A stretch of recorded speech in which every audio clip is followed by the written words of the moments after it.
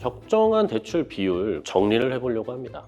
내가 진짜 집안에 있는 금까지 다 팔아가지고 연끌을 하신다, 그렇게 하시면은 저는 이렇게 맥수로 받으라고 말씀은 안 드리고. 안녕하세요, 건물조형 노주영입니다. 오늘은 건물 살 때 대출 받는 것에 대해서 적정 대출 비율이 얼마일까, 그거에 대해서 좀 말씀드리려고 합니다. 내가 지금 현금을 어느 정도 보유를 하고 있고, 월에 근로소득이 얼마고 사업소득이 얼마고, 그런 거를 이제 좀 종합적으로 따져서 대출 비율을 따져야 되는데, 이제 막 건물 투자를 시작을 하시거나 잘 모르시는 상태에서 남들이 뭐 90%를 받았네, 80%를 받았네, 이런 얘기를 들으시면 좀 혼란스러우실 것 같아요. 지금 또 뭐 금리가 많이 올라간 상황이니까. 그래서 적정한 대출 비율 정리를 해보려고 합니다. 정리하기에 앞서 건물 투자에 리스크가 뭐가 있느냐, 두 가지가 있습니다. 공실 리스크가 있죠. 그리고 두 번째는 금리입니다. 금리.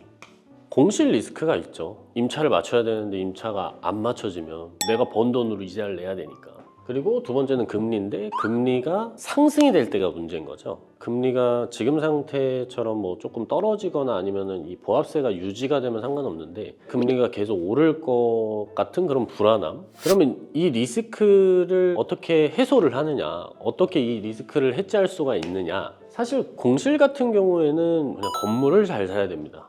좋은 건물을 사는 게 공실 리스크를 방어하는 수단이다.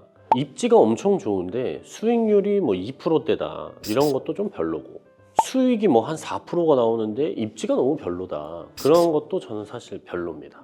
그리고 임대 수익률이 한 5% 이렇게 나오는데 허황된 수익률 같다, 그런 것도 좀 경계를 하셔야죠.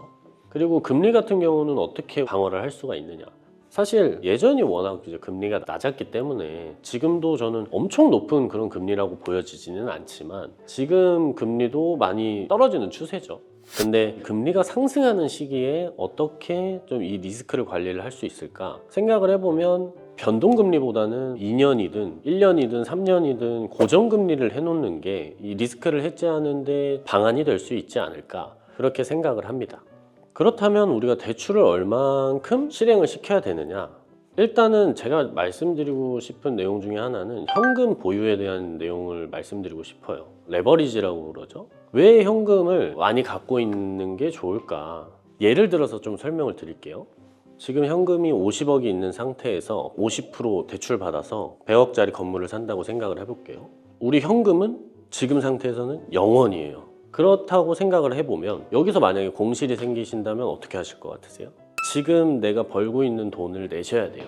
그리고 금리가 올라간다고 생각하면 계속해서 리스크를 안고 건물을 내가 산 금액보다 빨리 팔아야 된다거나 불안한 그런 상황이 되겠죠. 예를 들어서 80% 대출을 받는다고 생각을 해보면, 현금이 20억만 들어가니까 30억은 지금 들고 있단 말이죠.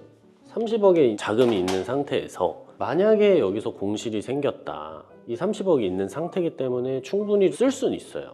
당장에 우리가 건물을 팔아야 되거나 금리가 올라간다고 해서 방어를 못할 정도는 아닙니다. 그리고 이 30억이 있는 상태에서 만약에 뭐 건물을 잘 사셨어요. 입지도 유지가 되면서 계속 이 건물은 알아서 잘 굴러가고 있겠죠. 거기서 또 좋은 건물을 추가로 매입하실 수 있어요. 뭐 금매로 나오는 매물이라든지 내가 정말 사고 싶었던 그런 입지들, 투자 가치가 좋은 물건들, 이게 꼭 뭐 건물만은 아니더라도 80% 대출을 받으신다면 금이든 비트코인이든 주식이든 좀 저가에 매수할 수 있는 기회를 잡으실 수가 있죠. 그래서 결론적으로 좀 말씀을 드리자면, 우리가 현금을 많이 보유하고 있으면 솔직히 뭐 맥수로 대출 받으셔도 상관없는데, 내가 진짜 집안에 있는 금까지 다 팔아가지고 연끌을 하신다, 그렇게 하시면은 저는 이렇게 맥수로 받으라고 말씀은 안 드리고, 맥수로 받으신다고 하더라도 한 60%에서 한 50% 정도 대출 받으시고, 입지가 좋은 건물들, 그리고 시세 차익을 볼 수 있는 구조가 좀 뚜렷한 건물들 투자를 하시는 게 맞다고 생각을 하고, 만약에 내가 현금이 좀 여유가 있는 상태에서, 그리고 본인이 전문 직종 의사분들이나 아니면 뭐 변호사분들이나 기업을 운영하고 계시는 대표님들이나 캐시플로우가 좀 만들어진 상태라면 공격적으로 대출을 받으셔도 괜찮을 것 같다, 그런 생각을 합니다. 지금도 풀대출을 받으시면서 투자를 하시는 분들이 계신데, 엄청나게 영혼까지 끌어모아서 그렇게 투자를 하시는 분들은 아니세요. 워낙 이제 본인의 자금 흐름이 좋고 벌어들이는 수입이 좋아서 그렇게까지 투자를 하실 수가 있는 겁니다. 어디서나 영끌로 대출 받을 수 있다, 뭐 5억으로 50억짜리 살 수 있다 이런 얘기 하는데 본인의 상황에 맞게 내가 어느 정도 선에서 감당이 가능하고 현금은 또 어느 정도 들어가야 안정적으로 투자를 할 수 있는지 판단을 잘 해보시는 걸 추천드립니다.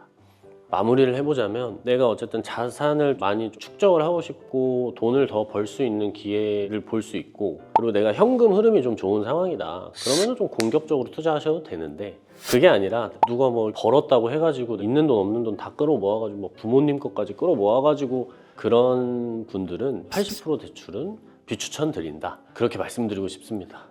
제가 말씀드린 부분이 여러분들께 좀 공감이 되고 본인들에게 조금 더 안정적인 투자 방향으로 갔으면 좋겠는 마음이 있습니다. 또 이 마음이 좀 잘 전달됐으면 좋겠고 오늘은 또 여기서 인사드리겠습니다. 감사합니다.